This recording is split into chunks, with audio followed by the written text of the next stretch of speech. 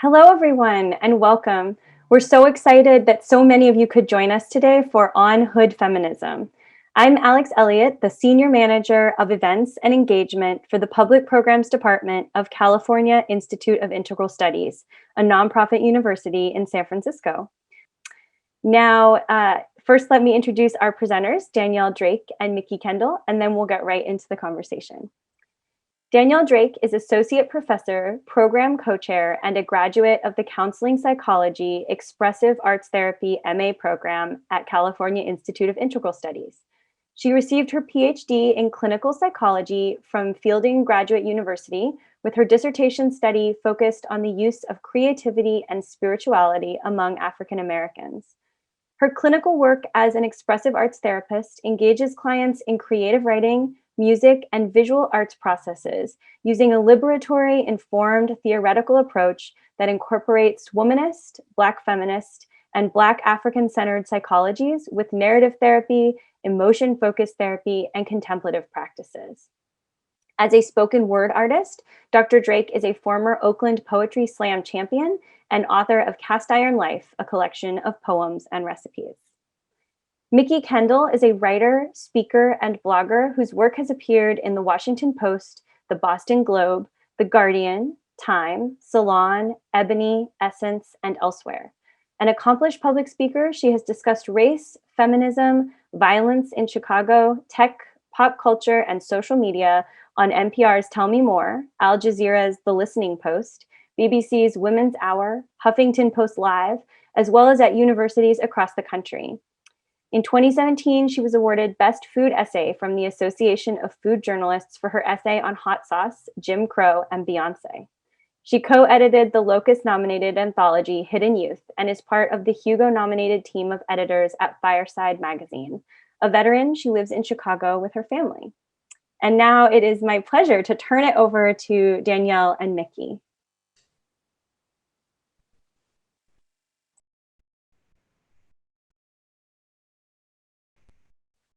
Wonderful. Thank you so much, Alex. And thank you, Mikki, for having this conversation with me and with all of us. Periodically, you'll see me refer to my notes. So I have those here. Just want to set the frame a little bit. But I'm so excited to finally have this conversation with you because we talked back in March, at the beginning of March, in preparation for this talk. And then we were derailed. The world was derailed and sidelined by the COVID-19 epidemic. And then 2020 proceeded to be, in my estimation, a combined epilogue and case study for the ideas and experiences that you outline in your book, Hood Feminism: Notes from the Women That a Movement Forgot. So just to start us off, there have been so many things that have happened in the last 6 or 7 months since we were originally supposed to have this conversation. I mean, I feel like the world has changed so incredibly significantly. Can you just off the top of your head, I know it's not going to be exhaustive, but just tell me a couple of the standout events and experiences that seem to have punctuated just a few of the things that you highlight in your book. So A, thank you for having me. And B, I jokingly, not so jokingly, refer to 2020 as the apocalypse movie that couldn't make up its mind. Right. We have to choose a struggle. Choose your own apocalypse. I mean, and you have so many to choose from. At this rate, I'm betting on aliens. So I should say this. It was actually really good that you canceled when you did, because when I came home from New York, I was going to come from New York out to the Bay. I had COVID. So I had COVID at the end of March. Oh my goodness. My thyroid is a Rice Krispie treat now, but otherwise I'm fine. We're fine. Okay. And so I think the thing that punctuated it for me is that 200,000 people have died. millions more have been impacted. And this is just in the US. That's before we get to the rest of the world. Mm-hmm. Millions globally have been impacted, obviously. And I think the number is actually closing in on 1 billion, but I haven't looked at the numbers recently for the global population infection rate. And I've watched many other countries learn their lesson really early, right? They've been able to reduce the spread, do all of these things. And I'm gonna highlight something that happened today, as a matter of fact. A canvasser for a political party that is not one I subscribe to, we'll put it that way, we'll keep it cute, came to my door, and in the process of my, why are you here? It dawned on me, he came without a mask. After all of this. Oh my goodness. And so the things that stand out about this year for me have been, yes, obviously the political ramifications of many things, the concerns we have about, you know, who's going to get that Supreme Court nod, but also unemployment, the lack of a financial plan that could have made, you know, there's all of this political stuff. Right. And then there's also the personal. There's watching people be anti-vaxxers, people be angry about food stamps and all of these things. And I'm kind of sitting on the sidelines and going, this is how we got here. Like we aren't, this does not have to be an apocalypse. Right. Right. Yes. I make jokes, but this doesn't have to be an apocalypse. Right. We are making choices as a society, specifically an American society, that hinge on the idea that we can bootstrap our way out of a pandemic. Yes. It's a lie. You can't. First of all, bootstraps don't do anything. You can't pull and they're not even up real. except a boot. Right. Right? Even if you have straps on a boot, on your actual physical boot, you know what you can lift with it? The boot. Exactly. That's what you can pick up. Nothing else. You can't even really pick up your foot with it. And so for me, the biggest things have been watching people choose to ignore science, choose to ignore the financial impact. People still vociferously arguing against Black Lives Matter or insisting that things aren't that bad. You know, I saw this thing, a guy made a video about how Black women weren't as likely to be killed by police. So it couldn't just be about race. He carefully stepped around the conversation about the second most common form of police brutality, which is sexual assault. And those numbers can tell you that it is in fact about race, and that it is both for Black and Indigenous women in particularly, that we are all in this together, in this struggle together, if you're talking about marginalized communities. Yes. But we're the canaries in the proverbial coal mine, right? America gets a cold, Black America gets the flu, is that old saying. Well, really at this point, America gets the plague. The rest of us get what? And I've been watching, you know, not that I want to be watching. This is not a time when I want to be right. I enjoy being right, but not particularly. Not for this. Yeah. Right. But we're not learning holistically as a culture. We're not learning. For some reason, we still resent the idea that poor people could be able to eat, that we could take care of our neighbors, right? People are watching the eviction crisis sort of form, and they're very upset that they may make less money. But you know what you can't wrap yourself in? When you cross over to wherever it is your beliefs will take you. Yeah. Those pieces of paper. Yeah. And so for me this year, I'm right. This is bad. It could be better. But also, we have a choice. Yeah. We have to consistently choose what we're going to do. And we can make people's days worse. We can make things harder, or we could make things better. Yeah. Wow. I mean, you have traversed so many different, you know, specific areas that you highlight in your book. But what I am struck with is just how we really need to focus in on humanity. Like that is the key right now. We've got to be able to just really figure out what it is that is preventing folks from really being able to recognize humanity in all of its forms, regardless of whether or not it looks like you know, and how to extrapolate this sort of need to prioritize the self and shifted towards prioritizing the collective, because that's what we're really talking about here. I was watching I don't know, maybe I was reading a news story, and they were talking about someone at one of the Trump rallies who just wanted to say, hey, we even have America Great Again masks. And he started getting booed, like almost like booed off the stage to where he couldn't even speak. And I thought that was the strangest moment, when I really saw how individualistic people are in their thinking. I mean, And yeah, go ahead. no, I was saying, I think part of it is that what we're sort of forgetting, hate is intoxicating. Yes. Anger is it's almost, the chemicals that are released inside your body with rage. Yes. They are, in a weird way, and I'm not saying this is a good way, but they are almost addictive, right? That surge of adrenaline, that righteous fury you sort of work yourself into when you're angry. It's not logical, right? A lot of what we're seeing at these rallies and a lot of these interactions, right? When someone can say, well, I'm going to call the cops because someone is barbecuing in a park. You're looking for a buzz that you get. Yes. You're not really using logic. Right. Yes. When people were talking about, I saw the fires, and one of the fires was started because someone decided to use a pyrotechnic for their In gender order reveal. to do a gender reveal. Right. And one thing that happened during this time that we haven't seen each other is I'm 6 months pregnant now. So when I saw inside that, a cake. If you just have to do one, you don't really need to do one, but if you have to do one, just dye the inside of the cake.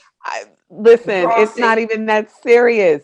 I would never. Well, first of all, I don't even believe in gender reveals. Like that's a whole other thing. But I mean, I just thought how selfish, how wholly individualistic are we, that we now, this is setting off fires and affecting air quality and all of these things. And it really is just this intense. And I like the way that you're putting this, and that speaks to my mind as a clinical psychologist.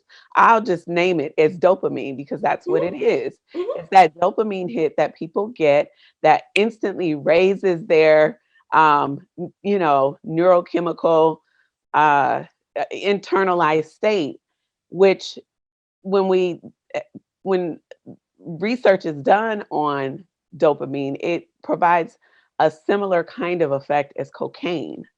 And we all know what happens when people use cocaine. They're just like making very irrational choices, and often just making decisions that aren't fully thought through, and then not only harm the self, but then tend to harm others. And that's the biggest thing. Yeah. Wait 1 second. All right. Sorry. Something was happening off to the side. No problem. So what I wanted to do was just get down into a few of the bits of terminology that I think might be helpful for this conversation, as we're continuing to expand and fold in a lot of different not only topics that you cover in your book, but a lot of the current events that have happened and are continuing to happen in this moment.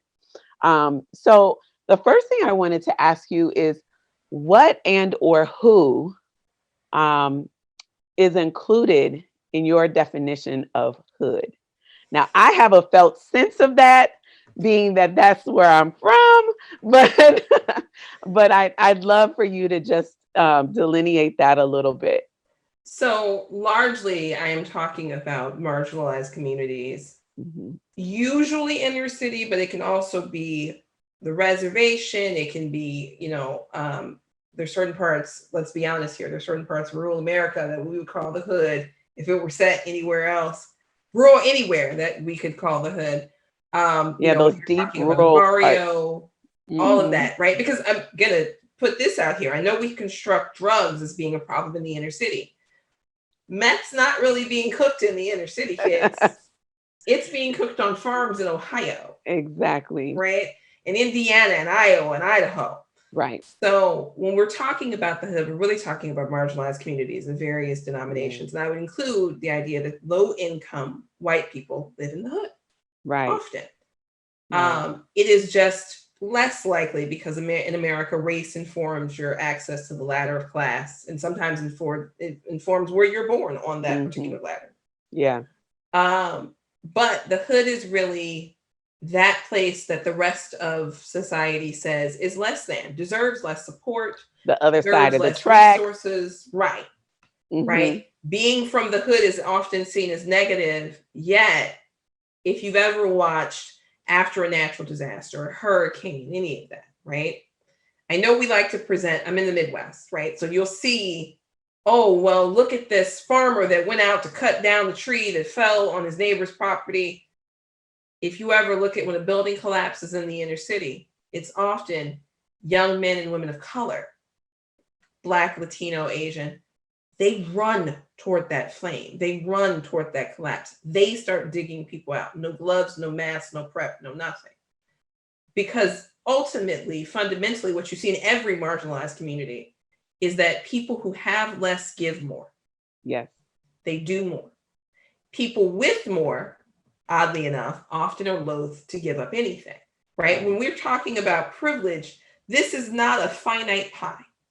If you have slightly less than the more than enough, that doesn't mean that you're going without food, shelter, clothing, education, medical care. It just means somebody else has enough. And you have to make do with one less yacht, one less vacation, one less whatever, right? Right. One less fancy bauble. Maybe. Because largely the other part of this is that when we get into the idea that resources are to be hoarded and this pie is finite and whatever, you'll see people argue against things like a living wage, right? These are the same people who are angry about public assistance. They, if you can't feed them, don't breed them. You're starting to see those kinds of slogans again, welfare queen slogans again, which people are talking about unemployment and, food insecurity. And the answer here, friends, most Americans are 2 paychecks away from being in that boat. Yeah. Maybe you personally could pull out 4 or 5. But I've seen a lot of people say, well, for a rainy day I have. How many rainy days do you think it takes before that backup is depleted? Right? And sure, you might be living well below your means and you're that miser with $2 million tucked in under your mattress, but you're a rare person. Most people are paycheck to paycheck. Yeah. And so when we're talking about this, we're really talking about people who think that they should have more than their neighbor because they should have more than their neighbor. That's, what happens outside the hood. What you'll see inside the hood is a version of stone soup over and over again. People are watching each other's children. They're helping each other make it to the end of the month on a limited food stamp budget. They got some kind of trade of giving rides. I know in my case, I used to get my hair done in exchange for tutoring. Yes. Right? Those hidden economies, those barter systems are still alive sharing. and well. Yeah, they're alive and well. They're still sharing. They're how people are making it. Yes. I was going to say those underground bartering systems are how low income communities survive. And I think what you're really hitting on is this idea that when you have less, it fosters a sense of collectivism. Like everybody's in it, we're all in it together. We have to be in order to survive.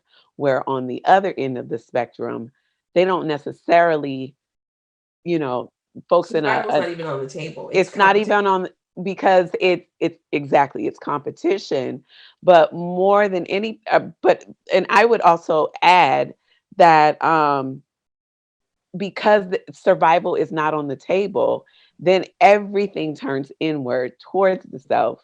It's competition fueled by this false sense of scarcity, like this scarcity mentality. I'm not going to have enough if I share with you, so no, I'm absolutely not going to share with you. And the more they don't share, the rougher it gets. Yeah. The worse it gets. Yeah. So, because then what happens, unfortunately, is that when the time comes that they need, they've got no one to contact. Yeah. There's nowhere to turn. Because they have, essentially alienated all of the various connections that they could have had in Mhm. service of, maintaining this staunch individualism. Yeah. Yeah. Okay. So we have now working definition of the hood. um, and so what I wanted to do was to move into feminism. Mhm. And you present lots of different ways of looking at it. Womanism, which I have understood and studied, and all of that. Black feminism comes into that conversation. Intersectional feminism comes into the conversation, and then we have feminism. And I'm just really interested in hearing from you, like how hood feminism really starts to um, define itself within those various categories. I'll just start by Mhm. saying, for me, like as I started thinking about it, I was like, there's something about hood feminism that feels like there's a rawness that can sometimes be obscured within the terminology of intersectional. And I started to really appreciate that because I think it goes back to even your definition of the hood, which is really sort of this intersection of systemic oppression and economics. That when those two come together, and systemic oppression can look like systemic racism, it can look like community violence, it can look like, the war on, just drug, Mhm. all of the things, right? But inside of that, when you start to blend economics and economics and just systemic oppression together. And then you sort of marry that, you combine that with any other of the various parts of identity, it starts to look real different, especially when we are talking about feminism. Well, and one of the things about hood feminism is that sometimes the folks who don't have the right terms, who are going to make missteps, they're still the folks who are going to show up for you. And in my case, when this was first coming together, I had gotten a bunch of threats and they were significant and all of these things in response to me writing about a medically therapeutic abortion. And feminism said, well, let's put you on a stage, let's get you to testify, here's some more work for you to do. But it was women in the hood who may not have used the right words, who may have been really rough, but they were like, girl, you good? You got enough to eat? You got a place to stay? Yes. Right? My brother, my cousin, whoever, they're going to drive by, they're going to stop by. There was a woman in, I want to say Queens, New York. She was being threatened by neighbors. She had tried all of the calling of the police and all of these things. But when her story went viral, it wasn't feminists that showed up necessarily. It was Mhm. Crips, right? Sometimes I know, and I'm not trying to defend, because I know someone's going to have a whole, oh my God, criminals.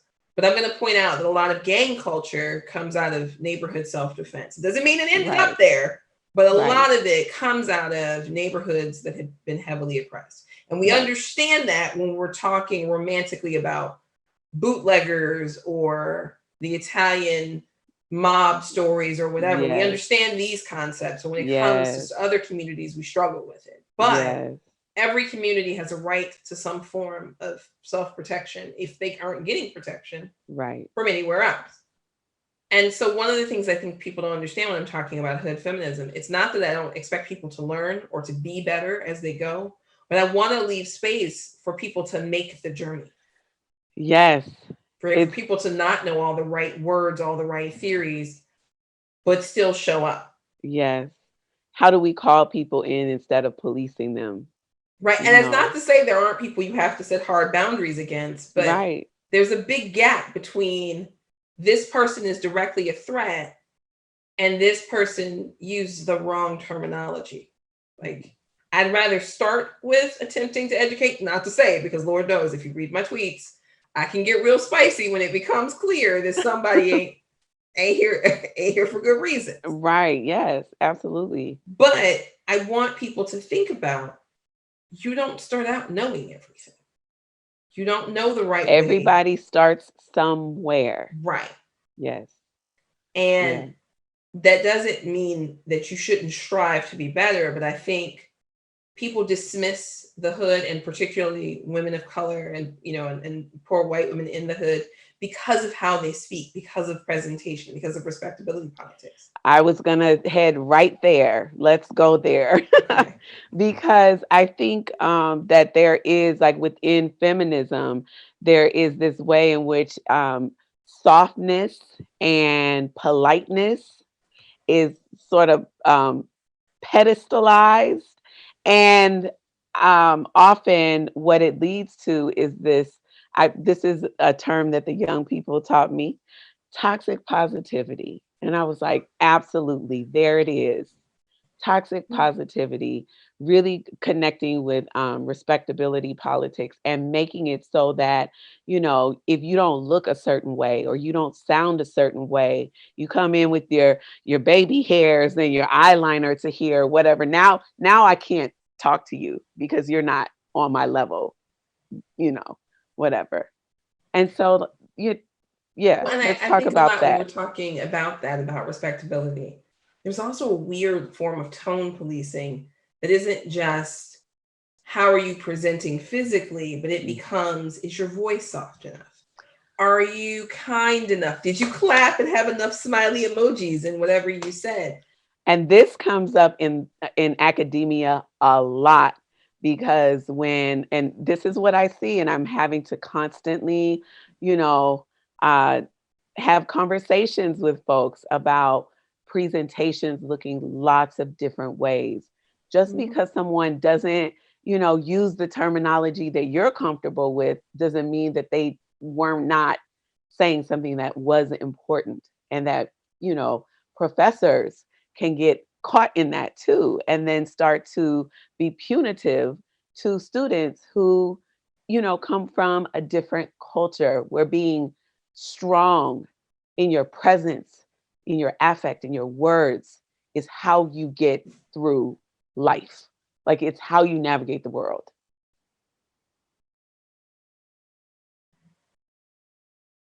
Hello?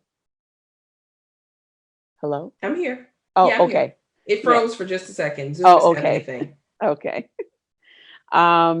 But yes, so anyway, I was just saying that, you know, this shows up in academia and workplaces and, you know, all of that. And so just really speaking to how the importance of noticing, like, when it has sort of gone into that respectability politics Well, and moment. then, and that's the thing, because then when you get into that moment, you stop listening, Mhm. right? And you are often not listening to someone's lived experience, right? So I'm watching people, especially right now, these long lines at food banks and all of these things, and people talking about how difficult it was to get unemployment claims and all these other things processed. And I'm in conversations about what forms they took with them to apply for things, right? And if they had talked to someone who had previously been poor, they would have known the entire complete list and packet and checklist to bring with them to speed this process up.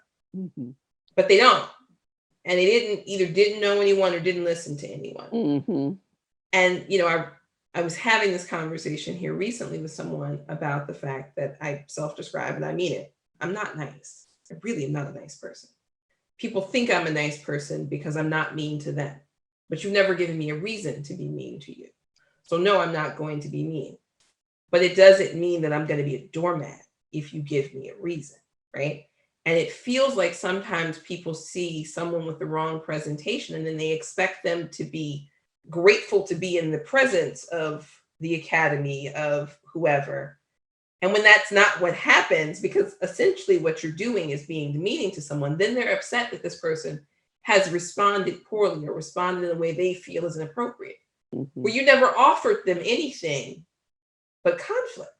You never offered them anything but disrespect. So you got what you gave. Yes. Right? And they have often information you need. They know and do things that you do not. Right? And I liken it to this. When people will say, years ago, I worked at a university and I was in an elevator and a young finance student said something really rude about plumbers. Right? He was really upset because some guy they had gone to high school with is a plumber now and made the same money as a plumber he was planning to make with his degree. And I was trying. I promise y'all I was trying. Like, I promise you I tried. But as he talked, I looked at him and I said, do you know how to fix a sink? Do you know how to make sure that septic water doesn't back up in your house? Do you know how to plumb a house, much less an entire building? Do you know how to make sure that it's carried away in a sanitary fashion so that disease doesn't spread, so that the smell doesn't, like, and I was having a moment. I'm a Chicago girl. I was having a full working class girl moment in this elevator. I admit that. But also, I couldn't grasp in that particular, this is getting on my nerves moment in this long, slow elevator ride, why he thought he deserved so much more money because he knew how to move money around, because that's essentially what we're doing. You know how to play in the stock market, you know how to gamble or invest or whatever, tell someone where to put their money. That's a skill. I'm not saying it's not a skill, but that skill is not more valuable than making sure we don't all get dysentery or cholera. Right. Like these are different skill sets. And and we had what ended up being a relatively productive conversation because he had never thought about those things, but also he had clearly imbibed so heavily that he didn't think about, I use a toilet every single day. I use a sink. I use a shower. I am exposed to someone's work in this field all day, but I don't think it's important. Right. That there's a hierarchy of skill, which, I'm a contractor's daughter. I'm thinking about all of that every moment of the day, but I love that you just, took that moment to really help him start to think more critically about just the little everyday average things that he's doing. And just the ways that he's navigating the world. I'm not sure he'd call it help, but we'll go with it. I'm gonna use help. We'll call it that. I help someone think more critically. You probably write a mean resume. Girl. I used to be an HR person, so yes, I do. Because I'm definitely going to use that.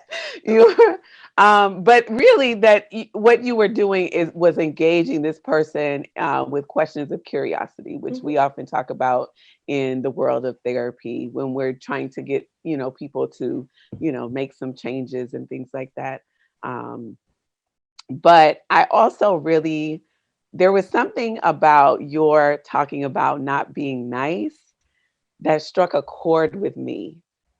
Because I was raised by a woman who, my mother she's like, yeah, no, I'm not nice. And I don't see any reason to be. I mean, and what's interesting is that she walked this really fine line because she was raised in a generation. And I think you sort of mentioned this in your book when you were talking about your grandmother. She's raised in a generation where women were expected to present in this kind of soft, nice way. But then at the same time, my mother is a self-identified tomboy. And so she was just like, oh yeah, I used to love to fight and would just go around to anybody. And she was sort of like the Robin Hood of that in her neighborhood. Like if someone was, being mean to someone else, she would go and say, who do you want me to beat up? Is it that person? Is it that person? But I think that there was really this sense of justice around it and just saying, nice is not always going to get me what I need. And so you had sort of traversed, I think, being raised by your grandmother who had, you know, some ideas about, I'll just say femininity. But then on the other end of the spectrum, to sort of broaden it and take it to a more social level, you know, this idea about superwoman and sort of a strong Black woman.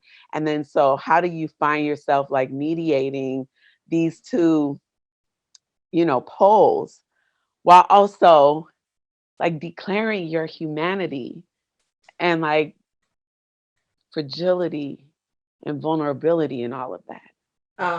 So I will say that my fragility and vulnerability are definitely an inside the house thing. There are only a few people who we ever get to see.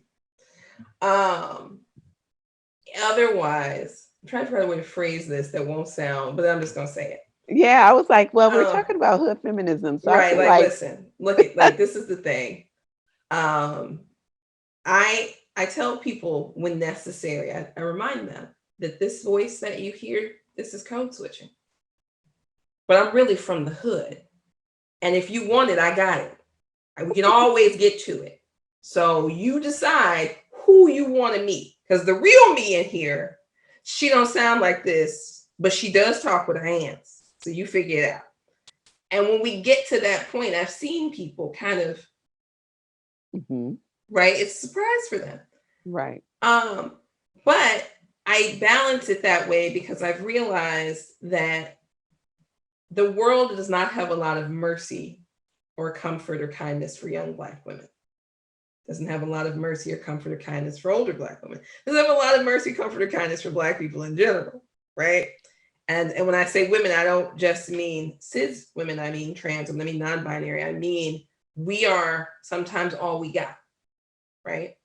So if you're gender non-conforming, you're femme, whatever, you have whatever your community is, but there's a reason the world keeps saying, well, Black women are going to save us. Well, listen to Black women, and then they want to make us the mules and the martyrs.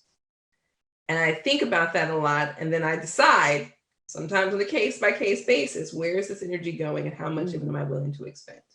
I am probably never going to fit into your mammy fantasies. If you're having one, if you think that I'm going to be warm, comforting, wasn't no. Even my kids would tell you, my mother is loving, but no, that's not my mom. I was the one my kids would only call. They would tell people when they knew that the teacher was wrong, it was, oh, you can call my mom. Otherwise, they want them to call their daddy. I'm in trouble, call my daddy. You're in trouble, you call my mother. She's gonna eat your head. I want to watch. And I will have popcorn for this. Right. And my kid has literally at one point walked in and sat down with a friend and was like, he was right. I was having a moment. And so the balance I try to strike is, what can I live with? When I look at myself in the mirror every day, what can I live with? Yes. What I can live with is it. Right. What I cannot live with, what I cannot abide, what I can't, that's the rest of it. But I have given up on trying to fit into other people's boxes. I am sure literally right this minute, there's someone within the sound of my voice constructing a box in their head that they think I should fit in. Yeah. I won't. Yeah. I promise you I won't. I am an amorphous blob that grows and projects as necessary, right, functionally, as are, frankly, most people of color. Yes, right? Absolutely. Because if we can't be chameleons, if we can't figure out how to code switch, how to fall back or push forward in a moment, we don't survive. Yes. Adaptability is really what we got. And I really love how it's always coming back to this survival piece. Survival is a religion. I'm going to say this. Survival is, for some people, survival is the only religion they'll ever know. Right? And I know how people are going to hear that. I'm not saying you have to be religious. I grew up in the church, but I'm not really religious. I'm agnostic-y something. Yes. I don't think about it a lot, not because I couldn't, but because I don't really care. Right. But I think that people need to understand that when your first priority has to be surviving to the next day, the next week, the next month. Right. we then can't turn to people who are focused on survival and say, why aren't you thinking about these other things? Why aren't you thinking about these wants when your needs are unmet? Yes. And a lot of times when I'm talking to other young, not even young, when I'm talking to other Black women, right? But if you talk to older Black women, they'll tell you in a minute, I stopped worrying about, insert the rest of this sentence here. Right. Yes. Right. They can tell you the day they stopped worrying. They can tell you the age, the moment, the year, the I have a man, name woman, for it in my own life, which is not appropriate for this conversation, but it's the F it 40s. Right. Listen, I told somebody one day, I said, I looked out and the field was bare. There was never a lot in that field. But the day the bell rang and nothing else grew there. Yes. Right. I don't have one to give you.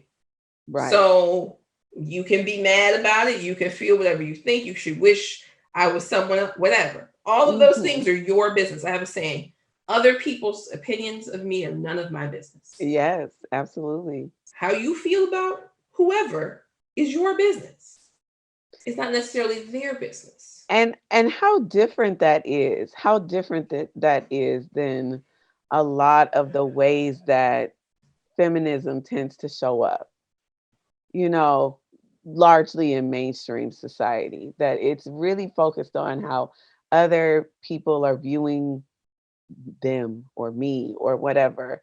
And it's really not about that. It's about, and I love that you said this, what can I live with at the end of the day?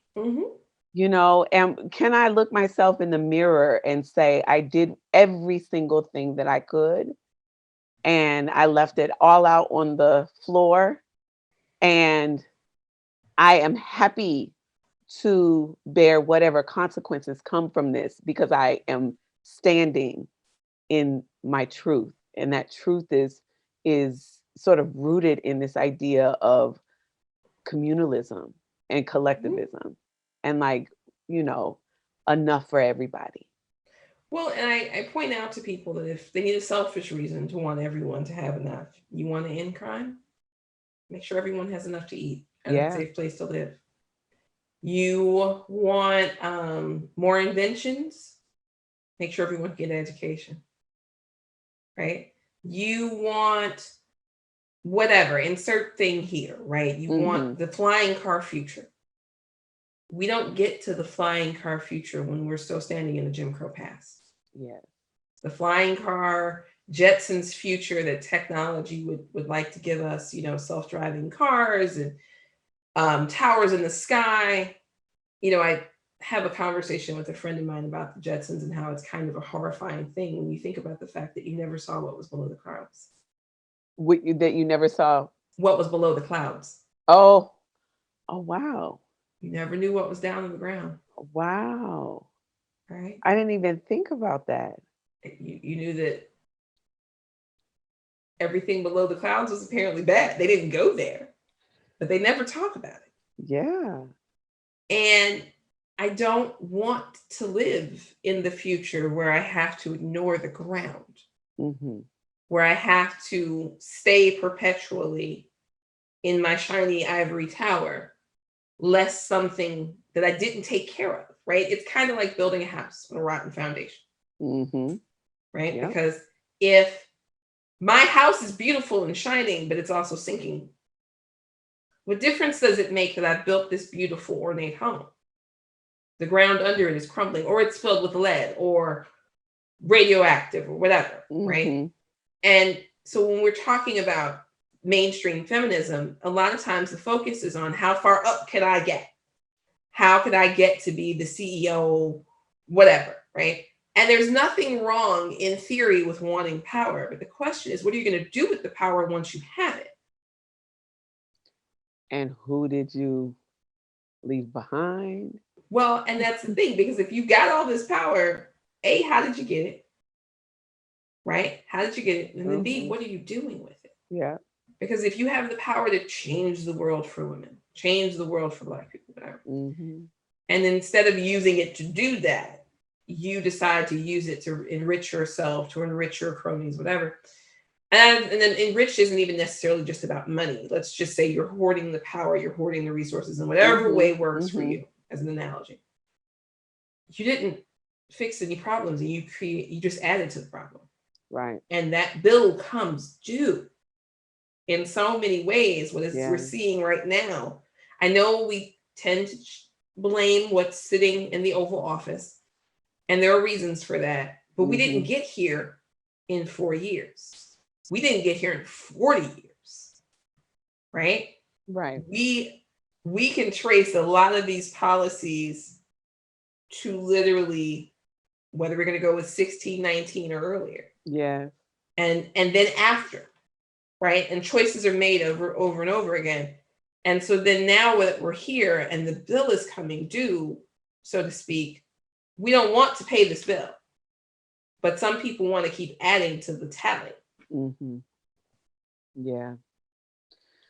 I just, as you were talking about that rising and, this notion of, how did you get there? And, what are you going to do with it once you have that power? I just think about, the way that it's often mentioned in the Black community about lifting as you climb. And I often think about this because the other thing that I know about that position is that it is lonely up there. It's lonely. You don't know who has your back. No one.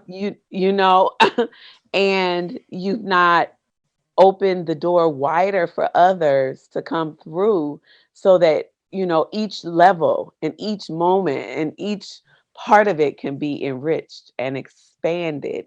And I feel like that's one of the offerings that hood feminism has, is that it's really, just going back to the collectivism. You bring with you everybody. I'm bringing everybody. We always say, "Oh, I got the hood on my back," and it's real. It's like, how do you bring everyone with you so that they can all enjoy the fruits? Well, and not only that, not only the bringing everyone, but I want to eat. I'm going to want the cornbread, the buttermilk, all that. I don't want somebody that knows how to fry chicken. I'm a Black girl that can't really fry chicken. I'm just going to admit that. I'm going to want people to talk to. I'm going to want people who were there. Like, I'm going to want socially, emotionally, all of these things. And to be honest, when this goes back to the what you can live with, I never want to be the reason a kid is going hungry. I never want to be the reason that somebody is where I was. I had a not so great first marriage, and I remember what hunger and fear feel like, right? And no one, even if I don't like you, I don't want you to experience that, right? We can not like each other from our separate spaces, but I think you have a right to be safe and warm and comfortable, and your kids to be educated and all of those things. Yeah. We just don't have to be friends. Yeah. So we've got about 10 minutes left here, and so I wanted to talk about a couple of other things, and I think I'm going to try and pull the next two into one. We'll see how I do. But one of the things that you mentioned in sort of exploring your book is, this idea of the damage that is done by people who celebrate Blackness and Black women's culture and fierceness, as long as it doesn't come from Black women, and in particular, poor Black women. And then I want to sort of, just say there's that piece. And then sort of on the other side, this phenomenon that seems to be cropping up that I am, quite frankly, like, I'm puzzled and shocked in a lot of ways, and then not. You've got the Karens and the Beckys and all of that. But then the white women who have been posing as women of color coming out the woodworks. Like, what is happening here? I'm going to hurt a bunch of people's feelings. I'm going to tell you that those white women are posing as women of color because they cannot succeed as white women. And they feel like if they can take advantage of colorism, they can compete with darker skinned Black women with a leg up, so to speak. Because Wow. if you look at the ones that we have seen, Mm-hmm. and then we look at the, you know, the prototypical white standard of beauty and so forth and so on, physically, they are maybe not able to compete with the Beckys. We'll say Beckys, with the Beckys and the Heathers. Okay. And socially, they seem not to be great, even as they pretend to be Black. But they tend to choose primarily places where they will not interact with a lot with other Black people, or where they can have some measure of power to drive Black women out or to keep Black women out.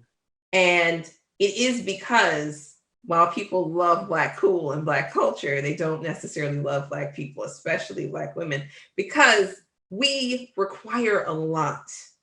Yeah. Right? Not that we're a handful, not that we're too difficult, but we spend our entire lives hearing we have to do twice as much to get half as far. Right. So we work at everything. And have really high expectations. Right. To be quite and honest. We hold other people to the same standards, however unfair. That are being held to us, you know, absolutely. So it's very difficult sometimes to look into the face of Black women who couldn't pass a paper bag test and think about how hard they had to work and what obstacles they had to overcome to sit at the same table as you.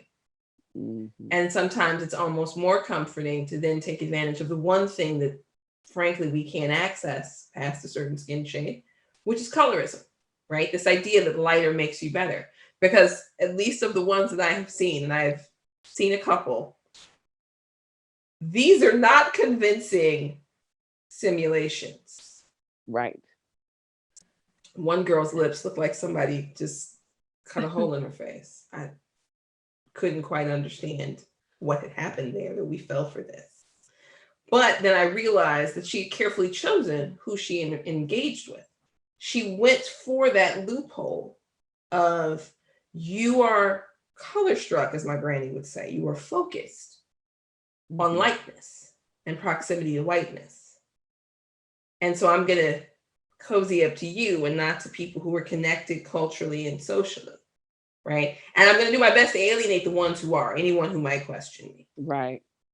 And those are usually the ones that are carrying the high standards, like, well, what's happening with you in the community and what are you doing to lift as you climb, and, you know, why and they want a woman that is a darker complexion to have 4 degrees, coddle their egos, cook. There's some other things on this list that are unfit for it, but I know you know what I'm talking about. Yeah, for sure. And then they aren't up to the standard they're trying to set either. They don't necessarily have that same level of education, that same level of ability of doing things. All they have is that they would like that space to be occupied by someone that they feel is attainable. So there is that peg. There is also the peg that when you are talking about Karens also visually can't keep up with Becky and Heather, maybe don't feel like they can try and slide over, right? They're more obsessed with white supremacy than cool, and access to Black cool. But Karens want power and control they don't have at home, is my theory. It's a working theory, but I have never in my life seen so many people choose battles that are completely unnecessary. I mean, I literally am just walking down the street. Right. The consequences are largely the same every time, as are the terrible apologies, right? So you do this thing where you decide that you're going to block. I saw a video recently. A woman tried to block a family from getting into their car because she decided they had stolen their own car or something like that. I was a little confused by the argument that was going on. And I know someone's going to say, well, maybe she was mentally ill. She didn't appear to be. She was just convinced the car belonged to her friend. The friend was not present. It was a bizarre moment where she was certain she was right. the cops come and she got arrested. But what was telling to me was that, unlike, Amy Cooper and others who called the police and whatever, Blackness, she just kept demanding that they wait for this friend, whoever the friend was, to arrive. Well, they call the police. They tell the cops in advance, there's a woman, white, and they describe her, and she's, I could tell them you were Black, blah, blah. And I'm watching the whole thing, and the entire time I'm thinking, there's nothing else in your life that you have power over, control over.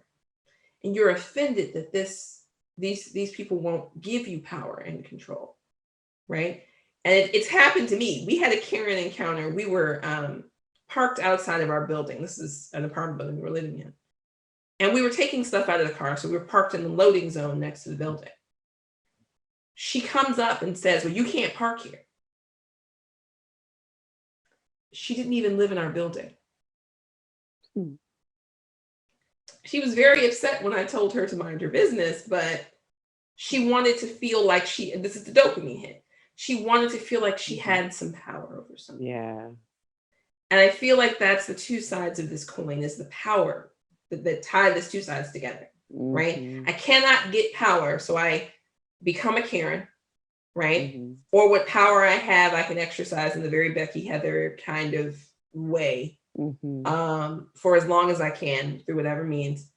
But if these avenues aren't open to me, then I become, suddenly my great-grandmother's a Cherokee princess. I am Black on my dad's side or whatever. Like insert your fake ethnic identity here. Or you move a few hundred miles and you just tell everyone, right, that one of your parents is not your parent. And then you invest heavily. I noticed this with several of the Jessica Krug and some of the others. Yeah. They were trying very hard to police other people's identity, other people's Blackness all the time, because they were insecure or whatever, but also they were still looking for that rush, that dopamine rush of being a Karen would give them. Yeah. Right. And I'm going to bring up Rachel Dolezal now, and I'm going to point out that Rachel Dolezal, while apparently committing some measure, she was charged with welfare fraud. She did absolutely nothing, this person who was supposedly on the side of Black people, to subvert the welfare queen stereotype. She made a point of going to court in full, not really Blackness. And in that, she behaved very much like the con artist that stereotype is based on, Linda Taylor, who was, for the record, apparently a white woman. There's some question she may have been white and something else. But either way, she passed as a lot of different races because she was an accomplished con artist. That was really her story. Wow. She was a criminal. Wow. Oh, it looks like frozen. Okay, there you are. Yes. Okay, so one last question. We're right at the 8 o'clock mark. This is sort of a fun question, a creative question. If there was a soundtrack to go along with your book, what songs and artists would be on it? Okay. Hold on, because I actually have a playlist. I'm not turning away from the camera to hurt anybody's feelings. I just need to go look at my playlist, y'all. Okay. I will say, I know for a fact, and people are going to laugh, but it would include Young Thugs and Nicki Minaj, anybody. Okay. It would include DMX. Okay, yes. I listened to a lot of DMX when I was going through my divorce. Say whatever else you want, and there's plenty to say to criticize that man, but a DMX song will get you hype on a bad day. Yes. We have to have Jill Scott. Okay, yes. And I know there are probably reasons to criticize some of the things she said. Not unaware of that, but just saying soundtracks. I also listen to problematic music. Queen Latifah, UNITY. Yes. Hold on. Oh, Salt and Pepper, because sometimes you just need the energy to get through the day. And Push It is a classic. Yeah, talk to your mother about it. You're like Beyonce. Right? Yes. Like Beyonce. Yes. Rihanna. Yes. Okay. I'm sorry, I'm literally scrolling through this playlist. This playlist is really long. Y'all Okay. don't judge me. Well, we'll pause the Yes. scrolling through the playlist and get to some of the questions on the Q&A. Okay. So the first one, could you speak to refugee communities of color globally being included in this conversation and the Black Lives Movement in general? Yeah. So I'm going to say this, and I'm not at all an expert, but as America stares down the barrel of perhaps creating some internal refugees itself, again, because side note, the Great Migration is really sort of an internal refugee migration both times, because people were escaping from violence in the South to the North because they thought they were going to a better life. The historian in me just had to say that, because otherwise, I don't know, lightning strikes historians who don't like that. I think at this point, and this is consistent actually, unfortunately, I know people will say that it is all capitalism, but I actually think in any structure, anti-Blackness is global. And that for communities, especially refugee and other marginalized communities, there is not a place where you are safe from anti-Blackness. I wish I could tell you that there was such a place, but even once you get to places that are theoretically for Black people, you always run the risk of colonialism, imperialism, other things impacting, and internal conflicts, lack of resources, right? And so a lot of the conversation, unfortunately, has to center around the idea of combating anti-Blackness specifically, and then also combating xenophobia, homophobia, and all of the other isms that we talk about when we're talking about hate, because we're really rolling this clock back to the way that hate is addictive. And the ways that even in terms of places where everybody is theoretically from the same background, right? And this is true whether we're talking about civil wars in the US or in other countries, we have a problem where we, as a society, think, and this is a global thing, that resources are finite. We actually have enough food. We have enough to go around. We don't move it around well. And we start hoarding really weird things. And we don't think of wealth as hoarding. But I'm just going to point out to you that if someone had 9 billion of anything else besides dollars, you would call it hoarding. 1 billion, really. So there are those things. And then there is the fact that as long as we say, oh, it's not race, it's insert class, insert gender, insert your it's, we are setting up this false dichotomy where these things are separate. I cannot take off being a woman any more than I can take off being Black. And in fact, if you ask me identity, I would say Black woman, because I am both of them all the time at the same time. They are not divisible in my person. Right? And so and the same can be true for any other identity related, whether you are Black and a refugee, you are Black and LGBTQIA, all of these things. And as long as we are not talking about racism as a global specific problem, about anti-Blackness in particular, unfortunately, communities and their place are going to have to be, and this is going to sound twee, and I'm sorry in advance, that all Black lives matter. And until all Black lives matter, no Black lives matter enough. And that has to be the messaging in whether you're in the US, the UK, anywhere. Because otherwise what tends to happen is that in a time of crisis, I'm going to point to the Windrush generation in the UK for this. In a time of crisis, places will say, come in, we want you, we need you, we need people here, we have a place for you. And then when you have enough, and now I'm going to point to Tulsa and Windrush and other places, and you start to prosper because the anti-Blackness is never addressed, now that is seen as an attack on them, right? And that is Tulsa, that is Rosewood, that is sending the Windrush generation back to the islands they left 40, 50 years ago with no warning. Whole communities are destroyed, wealth is disrupted, finances are disrupted. You will sometimes see in these conversations people saying that Black people don't build, don't try, don't work together, right? There's a weird Hotepi strain of folks that'll say we don't invest in community. Actually, largely Black communities are among the few, us and sometimes Indigenous communities, where self-investment is punished. where the building of banks or community wealth, Black Wall Street, right? The Red Summer of 1919, which was actually like about 3 years of violent attacks on not even wealthy, frankly, but just healthy Black People who, communities, people who right? are trying to work together. Right. Mhm. Is really about the ways that anti-Blackness has never been addressed historically, right? You have Central Park in New York. You have, I don't want to say it's Freedman's Village or something. I know there's a place in Nova Scotia where they did the same thing. Oh yes, Yes, right. in Canada. Like you pick a country, you pick your people, and colorism is another thing that, although we were talking in the context of Blackness here, that is also part of the scale. That means that whether you were talking about Asian communities that struggle with it or other communities that struggle with colorism, we have created this narrative globally that being of a darker skin tone is bad.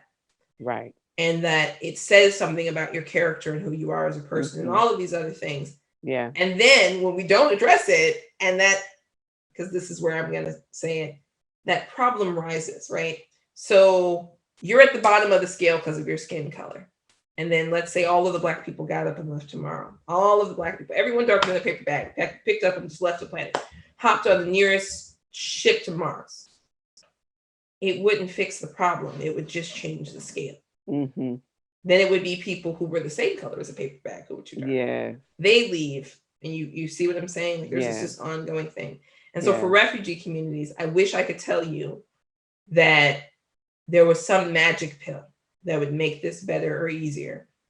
Unfortunately, until we're all talking about anti-Blackness and about hate consistently in every culture and why we're hoarding resources, I think we're just moving around who's most at risk, right? And we're sort of shifting this group is facing this list of obstacles, that group, because no Black community that I know of is healthy, thriving, and safe with no outside bigotry to face or internal bigotry to combat. Right. Yeah. I don't know of one. If you do, please tell me. I would like to go there. Yeah, absolutely. Okay. So we're going to move to the next question. How can predominantly white women nonprofit organizations do more to impact the issues that are impacting marginalized communities that they volunteer in? So, money. Yeah. Money goes a long way. Also, I know volunteerism is a thing, but you need to ask yourself if you're volunteering to actually help or you're volunteering for the rush of feeling good about yourself. And I'm not saying you can't do the right thing for the wrong reason, but the latter tends to lend itself to a refusal to listen and follow the lead of the people who will live with the consequences. And I always think in any situation where you want to help, you want to be whatever, if you're not going to have to live with the impact, you shouldn't have the mic. You should show up and do what the people who are going to have to live there after you leave want you to do. Those are my basic, in a nutshell, things. A, use that privilege in ways that you were asked to use it, right? Whether that is standing in the front line of the protest between the cops and the protesters, contributing to bail funds, speaking up when, Bob in accounting is a creep, pick your poison here. But don't assume that you get to be the star or the hero, or that, frankly, they're going to make you feel good about yourself. That's your own internal stuff to bag. Don't bring your emotional needs to someone else to feed. Yeah. And I would also add, using your power and privilege to help with legislation. Like that's, I think, the piece that feels the most, the piece that doesn't get spoken enough or, demonstrated enough. All of those boring bond meetings about school board funds and things like that. Also, just gonna say to the 53%, the house is on fire, start putting the fire out. Right? Change how you vote. And I don't just mean at the 4-year mark, I mean all the way down. Yeah. Because the municipal your local elections are also very important. Yeah, for Your sure. local bond issues about how schools get funded, about after school programs, all of those things, they're all very important. Show up for those things. And, you know, this is really twee, but vote like Black people, vote like Black women specifically. Yeah, yeah. How do you balance recruiting people to the cause and meeting them where they're at versus the niceness and approachability?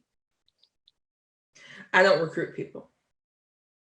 I'm going to say this. I have a firm belief that if you need to be recruited, if you need to be wooed or talked into or cajoled into, you're not ready to do the thing that you say you want to do, right?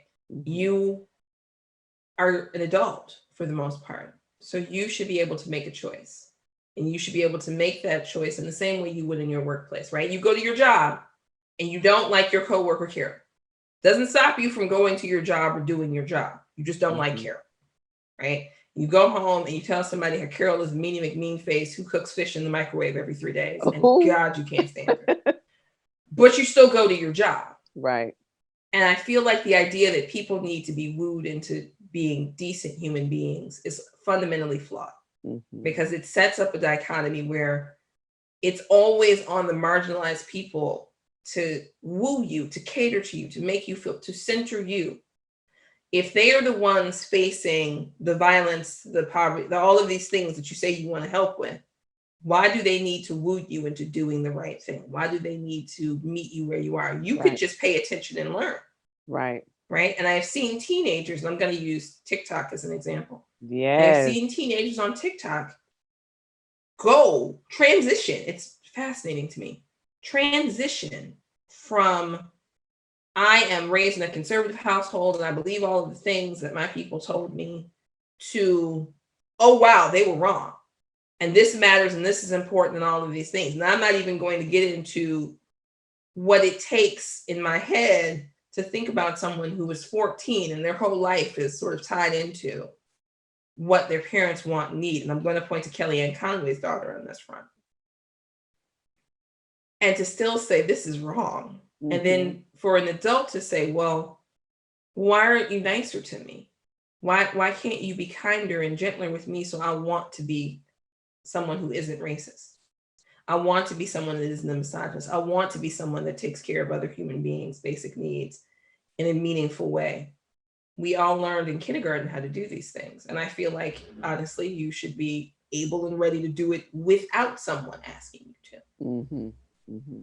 And I think it does go back to the comment that you had made before about, you know, why a person might not be nice and approachable. I also want to just add in, like, let's just take a trauma-informed approach about all of this, you know, that if you are expecting to come into highly traumatized Black and brown and communities of color that have constantly been, you know, just having darts thrown at every moment, there's a hypervigilance. There's a natural and meaningful hypervigilance that these folks have. If you're not ready to deal with the effects of trauma and the way that it permeates the community, then you're not ready to do the work. And I'm going to add on to that add-on and point out that when we're talking about traumatized communities, and I'm going to include poor white communities, all of these things. Yes, absolutely. Sometimes you're looking at generations that have been taught by word and deed. And I know someone's going to say, well, my people weren't here for slavery or my people weren't here for it. If your people got here after slavery, they got here in time to benefit from Jim Crow. I need you to put that down. Yeah. They got here in time to benefit from Asian Exclusion Acts. They got here in time to benefit from the impact of how the Irish and other groups became white and some did not, right? And that way was largely by choosing anti-Blackness and separating themselves from other workers. Right. So the assimilation. Right. So if you are from a community that has done these things or is in the process of doing these things, and then you say, well, why doesn't anyone trust me? Why would they? Why would anyone be gung-ho for your theoretical help. You're going to have to show and prove. Trust is earned. Solidarity is definitely a two-way street. Wouldn't tell you it's not. But trust is earned. Trust isn't just given. Yeah. Yeah. And it is really that track record, I think, that folks who are living in the hood really need to see. One of the things that I teach in my group dynamics class is that when you come in and you're a group facilitator and you are a person who is outside of the culture, and you are outside of the culture just by stepping into a group, because usually they've already formed, they know who they are, all of this, you have to begin by identifying yourself. You have to first show up and say, hi, this is who I am. So the niceness and approachability actually has to come from you, not the group that you're walking into. Yeah. Okay. So the next question, if being angry has a dopamine hit and that's bad, how do you even that out with being a self-described not nice person? Me not being nice doesn't mean I'm angry all the time. I'm actually fairly laid back. I'm a little type A about certain things, but most things I don't really have an opinion on unless they require me to have an opinion. I don't think I know everything. I know it sounds like it, I don't. But I'm calm and centered in my own little self. And I am compassionate. I can be kind, all of those things. Niceness is a thin veneer, frankly, of BS often over what your real opinion is. We conflate niceness with being effective, with being kind, with being decent. And honestly, if you're giving someone what they need, they don't really care if you did it with a big enough smile and enough hand claps or whatever. Yeah. It actually feels pretty condescending. I say that from experience. And I would rather be effective. I would rather be kind and not a problem unnecessarily to someone than necessarily be nice. And I'm really honest. I'll tell you that I am not actually a people person. I am someone who enjoys people in small doses, but the rest of the time I would rather be in my house because I'm technically an introvert. Yeah. I fake being an extrovert on TV. And as a result, the kindest thing I can do, the nicest thing I can do is recognize my own limits and not subject people to me when we have reached the boundaries of what Mikki has capability for. That also, however, means, let me be clear here, sometimes you need to be angry. Not that being angry is a thing you should seek out, but I am the person that my friends call when they are like, okay, I need a fighter, right? And I'm fine with that. I am fine with that. That is a mutually agreed thing. I have friends I call when I need a Mikki to nice translator. And the reason I'm the one that they call is that even though I don't like fighting, I don't get off on that particular dopamine hit, I'm willing to do it to get things done that need to be done. And it's sometimes a means to an end. Right. And sometimes being nice keeps things from getting done. It obfuscates the goal, right? We've got to go in this long, twisty way. I can come in and just say, A, B, C, D needs to happen. It needs to happen in this time in this way. Why? Because the law says, because the rules say, because reality is, insert the sentence framing here. And people don't like it. People get so upset. But the nice person who talked to them before me, because I have friends sometimes who are very good at nice, they didn't listen to them. They didn't listen the first, second, fifth, 12th time. People don't actually listen to nice. People want nice because it makes them feel better. People listen to blunt. People listen to direct. They're mad at the person who did it. That's why we have a don't shoot the messenger sort of phrasing, right? Yeah. I'm the messenger who doesn't mind if you want to try to take a shot at me because I don't really care if you don't like me. But other people who care about whether or not you like them, I take the hit that they can't. And then you do the thing that they told you to do in the first place. And the funny thing is that we're saying the same thing, but you didn't listen till I yelled. And now you don't want to listen to me. So you go back to the person who was not blunt, but was nice. And now you're ready to listen to them. Right. And it really is, I think, just about setting some boundaries about how you are going to be treated, and then how you expect others to interact with you. And I do agree that a lot of times, in most cases, directness works, and it doesn't necessarily equate to not being a nice person. You're just saying, this is the most direct route, and that's the one I'm going to take. Yeah. Okay, so the next question, what inspired you to write Hood Feminism, and what do you hope this encourages readers to do? To be honest, as a Latinx, it has inspired and given me the courage to check the white women at work. It's so scary.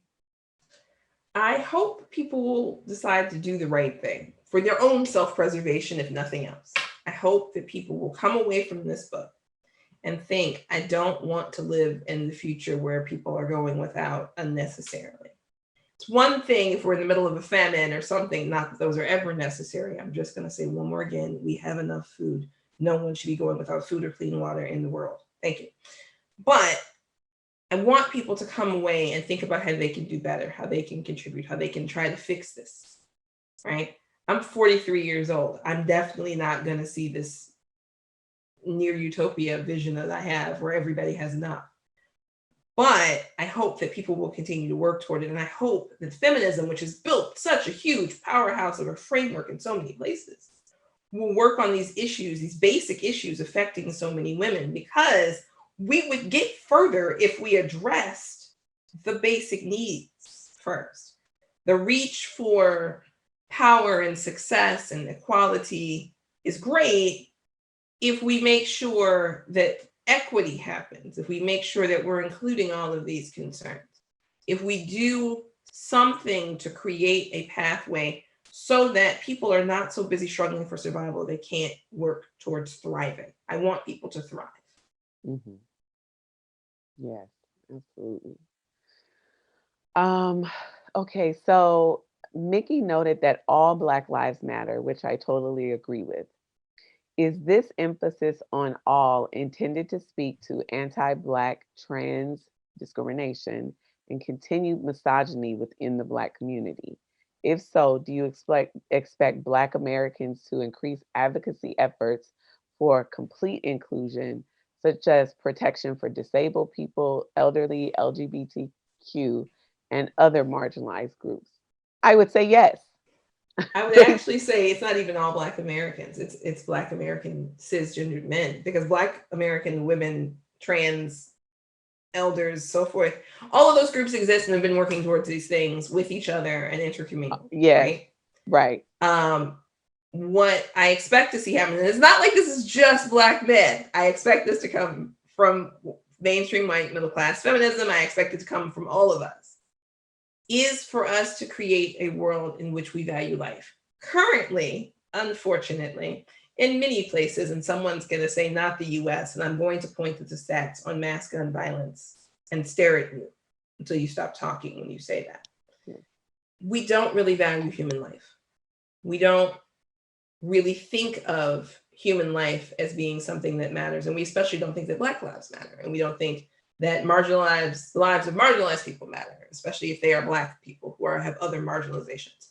But it's not like it's just Black people. This is true for Indigenous communities. This is true for many Asian and Pacific Islander communities. We have a problem collectively in the world where we think of life as only some lives matter. And those lives that matter are often whiter, cisgendered, able-bodied, so forth, so on. Yeah. And there's a reason that I called it that way, because one of the things that I notice when we're talking about transphobia in Black communities or any of the other isms, there's a weird dichotomy where we think that Black people are supposed to be so much better than every other group. And it's not that we can't do better. It's not that we aren't doing better. It's just that we're taught to pathologize everything that comes out of Black communities as somehow being worse. And I bring this up because, Matthew Shepard, Black people had nothing to do with that, right? Many of these crimes, many of these moments where the isms happen, they're happening in every community. We as a culture, right, a global culture, have a problem. And we have a serious problem with violence. In America, it gets worse because we really love guns more than we love human life. And somebody's going to get mad at me, and I'm going to remind you that even though I like guns, I don't think guns belong on the streets or in schools. So you're going to talk to Jesus about what I think about your desire to carry all the time. He cares that you're upset. I don't. Actually, he might not either. But I think that every community could be doing better. I think every community could be doing more. I think that in general, stats show that cisgendered men are often sources of violence in various communities. And this is true of Black cisgendered men and white cisgendered men and Asians. You get the theme here. And I want to see men show up. I want to see cisgendered men show up. And I want to see them show up not just at the march or the protest, but talking to each other, teaching their sons not to be offenders, teaching, instead of this thing we do where we teach people who might be harmed to avoid being prey, we could teach people not to be predators, right? I want that cultural shift. And that doesn't mean that, listen, Black Americans could be doing better. We all could be doing better. But I don't want us to get into this trap where we say, well, this is a problem within, all Black lives matter. This means that all Black Americans have to do X, Y, and Z before we can address this outside problem. No, we can do that work inside, but there's a lot of work to do outside too at the same time. We can do all the work together as opposed to this weird, well, when violence stops in the Black community, then we'll talk about police brutality. How about both? How about we address both? Wow, idea. Yeah. So what is one piece of advice you would give a 20-year-old young woman today? How can I put this? Dump them. I don't just mean the partner. I mean the parent, the person who is your friend or whatever, the person who doesn't mean you well. You know who they are because you have one at 20. A lot of us have one. I want you to spend less time worrying about what other people think of you and making other people happy, and more time thinking about what would make you happy and what you want. And then the people who object to the thing that you want, or they say that it doesn't serve their needs, I want you to dump them. I want you to look at them and tell them that they're not on your side, they're not on your team, because they're not. And I want you to put them on the curb, chuck the deuces, right? And keep moving towards your goal, because a lot of young women in particular are raised to please everyone but themselves. Yes. And then they are raised to put everyone else's needs above them. And then we have this. Uh-oh. There's a little pause. Hopefully she's going to come back. This awakening in her 30s. And it's I'm here. Yes. Okay. Yes. There Yes. you are. Yes. Yes. So you were saying whatever it is, dump those people, prioritize yourself, and then you said that there's an awakening that happens in the 30s. Right. It tends to be in the 30s, but really what happens is that we spend our 20s unlearning everything that led to our teens. Yes. I don't want you to spend your 20s unlearning. I want you to start out your 20s telling people who don't mean you well that they got to go. And they might grow up and come back and be better or whatever. You can't worry about them. Right? And I say this, I was the family bad girl. I am the rogue. I am the one that still sometimes about. I have a couple cousins who are good girls. Guess which one of us is happy? It's not the ones who did everything everybody else said. And I don't say that to demean them. I love them. But I'm watching them go through this. And even though I'm fully supportive, I'm here for you, advice, whatever, in the back of my brain, I'm like, good God, you wasted a lot of time. A lot.